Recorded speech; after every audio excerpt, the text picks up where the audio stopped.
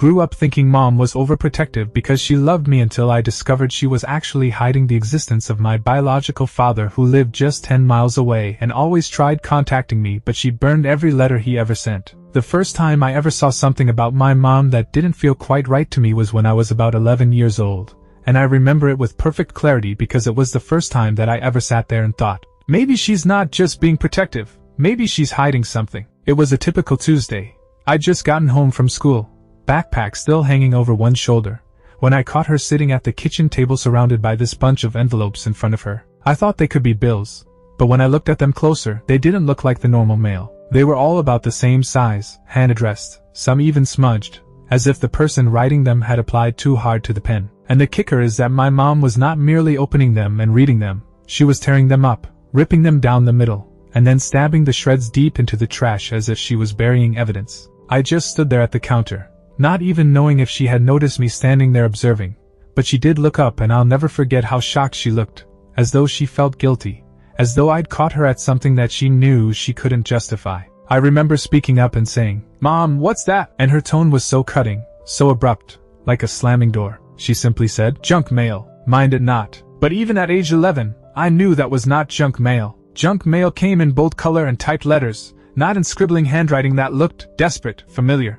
I wanted to have more questions, but the way she regarded me made my stomach drop, as if I'd better let it go, so I did. But I could not shake it out of my mind, and that was kind of the beginning, though I didn't know it then. Years later, I carried around with me the idea that my mother was just, protective, a little overbearing maybe, that type of mother who needed to know where I was at all times, who wouldn't let me sleep over or ride my bike a block beyond the house without phoning every 20 minutes. She said it was because she cared for me, because the world was not safe, because she could not risk losing me, and I believed her. I mean, what child does not want to believe that their mom's love is what makes her a hard mom? But that memory of the torn up letters, it just lodged in the back of my brain like a splinter. I told myself that I was dreaming as a child.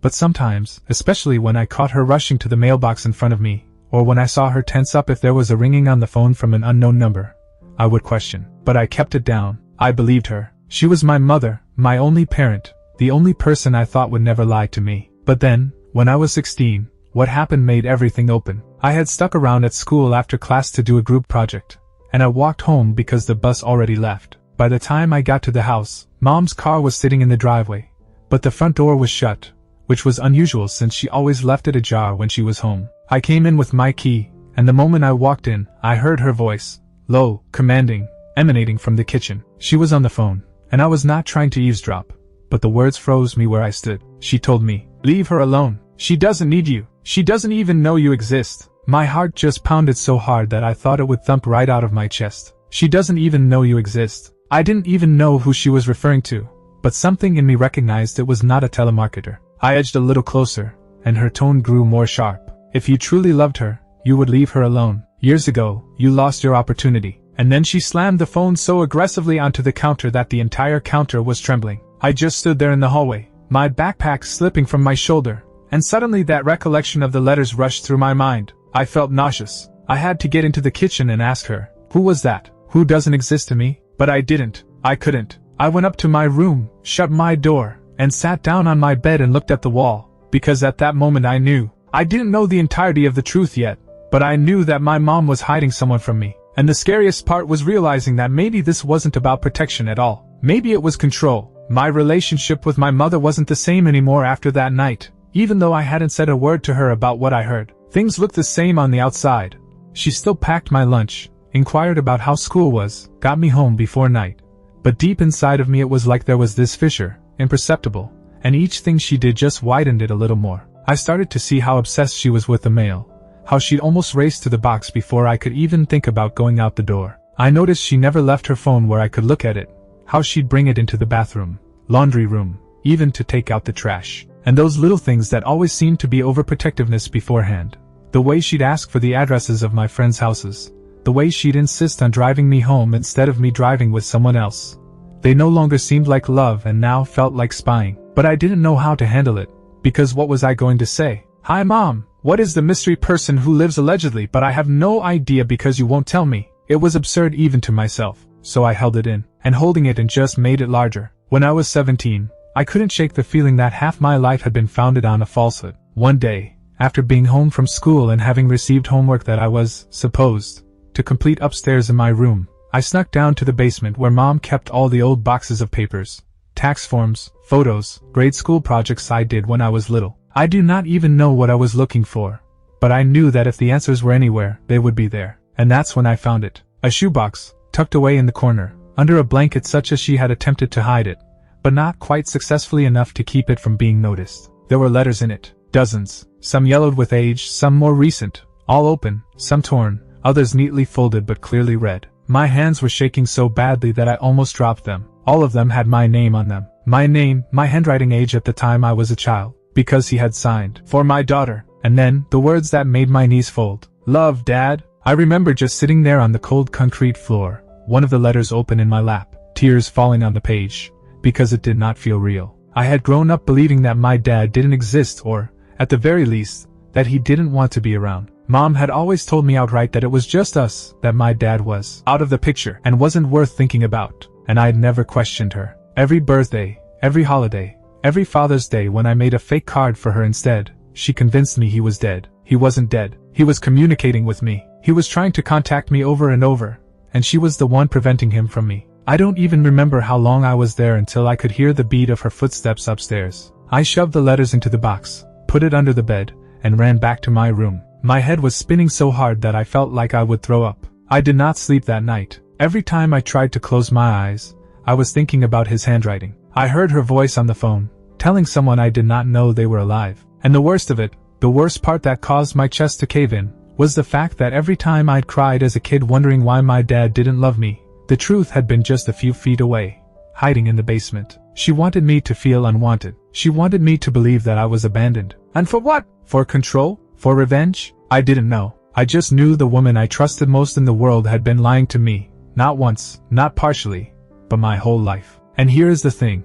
I wanted to confront her, but I was afraid. Because what if she lost it? What if she doubled down? What if she ensured that I never learned anything else? So I left it in, but now I hated it. I started to observe her differently, like a stranger at my own home. She'd ask me how I was doing that day, and I'd nod, but my mind inside would be screaming, "Why? Why did you do this to me?" She'd give me a hug at night, and I'd stiffen up, because I no longer knew if it was love or manipulation. And perhaps the most terrifying part was the dawning realization that if she could lie to me about this, something so gigantic as my own father, what else had she lied to me about? My entire life had felt like a trap that I had not noticed until I was already caught. The breaking point came a few weeks after I found the letters, as I could no longer stand it alone. It was eating away at me. I was withdrawn in school, spaced out in conversations, and even my best friend came up to me and asked me if everything was okay. But how do you describe something like this? So one night, after dinner, I finally worked up the courage. My palms were sweating, my mouth was dry, but I looked across the table at her and said, "Mom, why did you never tell me about Dad?" The fork in her hand clattered against the plate. She didn't even try to feign ignorance. Her face just lost all its color, and she looked at me as if I'd spoken a forbidden word. She was silent for a long time, and I thought she was going to get angry, but she sighed, leaned back in her chair, and whispered, "Who told you?" That question devastated me, because it meant she'd been living with this lie for so long that she couldn't even imagine that I might find out about it by myself. I told her I found the letters. Her lips were compressed so hard they almost disappeared, and I saw the tempest brew in her eyes. "You weren't supposed to see those," she finally said, her voice little more than a whisper, and it was almost shaking. I remember slamming my hand down on the table, my eyes welling up with tears. Why? Why wasn't I supposed to see them? He's my dad. He wanted me. You let that I grew up thinking he didn't care. My voice cracked, and I just did not care. Years of hurt and misunderstanding just poured out of me. Do you know how many nights I cried myself to sleep wondering what was so wrong with me that he left? And the whole time he was right there, trying to get to me. And you burned his letters like they were trash. She flinched, as if my words physically hit her, but she did not cry. She did not apologize. She merely shook her head slowly and said, "You don't understand. You don't know what type of man he is." That's when I realized this wasn't going to be a conversation. It was going to be a wall. Another brick in the wall she had built between me and the truth. I begged her. I told her, "Then tell me what's so terrible that you had to take him out of my life. Tell me why you thought I wasn't deserving of a father." But she wouldn't. She only repeated, "I did it to protect you." Like that would make it all go away. Protect me. Protect me from what? From love? From being able to know the other half of who I am? I was shaking everywhere, my chair scraping backwards as I stood. I told her I couldn't do this anymore, that I needed to know for myself, and for the first time in my life I ever saw fear in her eyes. Real fear. She reached across the table, grabbed my wrist in her hand, and told me, "If you go looking for him, you'll regret it." Her grip was so tight it left a mark, but what hurt me more was her desperation. It was not the desperation of a mother attempting to defend her child. It was the desperation of someone who was fearful of losing control. I pulled my arm loose and went upstairs, closing my bedroom door forcefully enough to rattle the frame. That night I did not sleep. I lay awake pondering every story she had ever told me,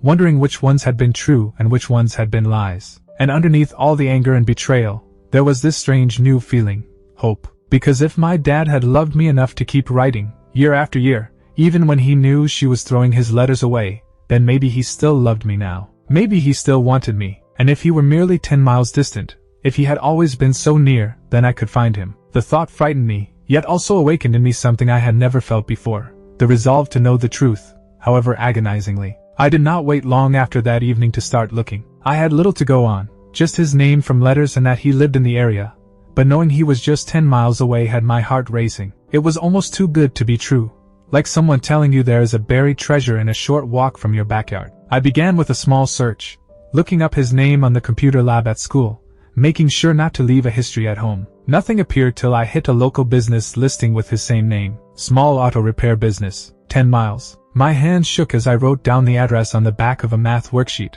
my pocket cradling that folded sheet of paper for days afterward like a secret passport to another life. The hardest part was figuring out when to go. My mother was a hawk, and I didn't think sneaking out was an option, but I was 18 by now, technically old enough to make my own decisions, and for the first time in my life I didn't ask her permission. I told her I was going to the library to work on a project on a Saturday morning, and got on the bus and went straight to that address. Every stop felt like it took forever, and my chest ached with worry. But when I finally exited and saw the little garage with his name printed on the sign, I could barely breathe. My legs felt like lead, as though I were walking in water, but I was able to push myself across the street. The bay doors were open, the air was heavy with the smell of motor oil, and there he was, wiping his hands on a rag, leaning over the hood of a car. And even though I had never seen him before in my life, something inside me knew. The slope of his shoulders, the way his eyes twitched up as he listened to me approach. It was like looking at a piece of myself I hadn't realized was lost. I halted, my voice trapped in my throat, but he spoke first. "Can I help you?" His voice was gentle, questioning, not the kind of voice you'd expect to hear from a man who was covered in grease and sweat. I don't know how I managed to get the words out, but I did, saying, Are you my dad?" The rag dropped from his hands. He just looked at me, eyes wide, mouth agape, as though he'd waited for this moment his whole life. He whispered my name. My knees almost buckled at hearing it in his voice, because he knew me. He'd always known me. The next few minutes are a blur. I remember him stepping closer, like he was going to hug me but was too scared of scaring me off. And I remember how his eyes teared up when he whispered, "I've been waiting for you." I don't think I've ever cried that hard in public before, but I didn't care. For the first time in my life, I wasn't crying because I was lonely. I was crying because the emptiness inside me was finally being filled. We sat on a bench outside the store, and he explained everything. How he and my mom were kids, how they split up, how he made mistakes but never stopped hoping to be my father. How he wrote letters, hundreds of letters, but every single one was returned or lost. He explained he tried to call, even stopped by once, but she threatened him, told him to leave him alone. "I didn't want to make your life harder," he said, his voice breaking, "but I never lost hope someday you'd find me." I didn't know whether to feel happy or angry, so I felt both at the same time. Happy he had wanted me, that I wasn't unwanted. Anger that my mother had done this to me, robbed me of years of memories that I could have had. Sitting there beside him, I knew my whole life could have been different, and yet I could not fully hate her, because part of me understood she did what she believed was right. Twisted, selfish maybe, but in her own mind, she was saving me. That night when I came home, she was in the living room waiting. Her face told me she knew where I had been. She didn't ask. She didn't have to. I simply stood there, looking at her, and for the first time I did not feel like her little girl anymore. I said to her, softly but firmly, "I met him. I know the truth now." She closed her eyes as if the burden of all her secrets had finally overcome her. There were no more lies to tell. We didn't yell. We didn't fight. We just sat there in silence. Two people who loved each other but had broken something that could never fully be repaired. I think that's when I realized that families aren't founded on flawless love. They're founded on flawed choices, regrets, and the hope that somehow love survives in spite of it all. My relationship with my mother changed after that. I couldn't see her as my guardian anymore, but I couldn't help but love her. And my relationship with my father began, slowly, uncomfortably, but with a kind of tenderness that was completely new. I did not get the years I lost back, but I got the truth, and sometimes the truth, however painful it is the one thing that sets you free.